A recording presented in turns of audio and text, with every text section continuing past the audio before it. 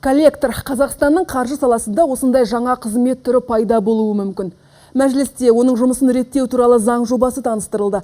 Тақырып қызықты болды ма, әлде 6-шы шақырылымның құрамы тым белсенді болды ма, әйтеуір жобаны жасаған ұлттық банк өкілдері сұрақтың астында қалды. Көпшілігі құжат шикі деп санайды. Толығырақ сараптамалық орталықтан байланысқа шыққан әріптесім Ердәулет Байдуллаевтан сұрап білеміз. Ердәулет, жаңа бастамаға қарсылық танытушылар неліктен көп болды? Қайырлы кеш, құрметті көрермен. Ақсәуле, алдымен коллекторлық қызметтің не екені туралы түсіндіріп өтсем. Бұл мамандар банктың жалдамалы өкілдері, басты қызметтері несиесін қайтармай жүрген борышкерлермен жұмыс жасау. Мұндай төлем жинаусы қазірде жүргізіледі, бірақ олардың міндеттері заң жүзінде нақтыланбаған. Содан да болар кейде ойына келген жасап, азаматтарды жиі мазалайды екен. Бұл заңда біз нақты көрсеттік. Коллектор борышкерге психологиялық қысым жасауына болмайды. Сондай-ақ кешкі сағат 21-ден кейін демалыс пен мереке күндері қоңырау соғуына және хабарлама жазуға да тыйым салынады. Потому что мы узакониваем рэкет.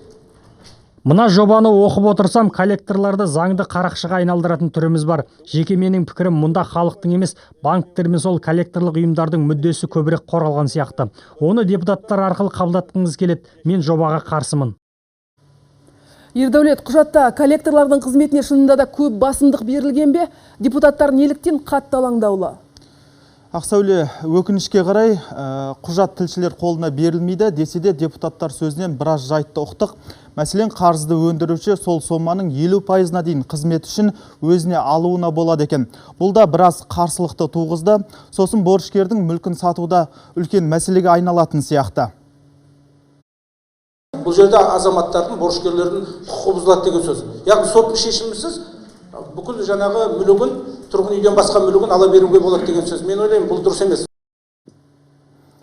Десе де көпшілігі құжаттың қажет екендігін жоққа шығармайды. Себебі қазір елімізде несиесін кешіктіріп жүрген миллионның үстінде борышкер бар. Олардың қарызы 1 миллиард теңгеден асады. Енді оны өндіріп алудың тиімді жолы ретінде осы коллектор қызметі қарастырылуда. Бірақ ол қарапайым адамдарға зиян тигізбейтіндей жұмыс істеуі қажет. Талқылаудың түйіні осы. Заң жобасы әлі де талай сыннан өтетін сияқты, сондықтан біраз өзгерістер енгізілуі әбден мүмкін. Ақсәуле. Рахмет, бізбен тікелей эфирге шыққан әріптесім Ердәулет Байдуллаев.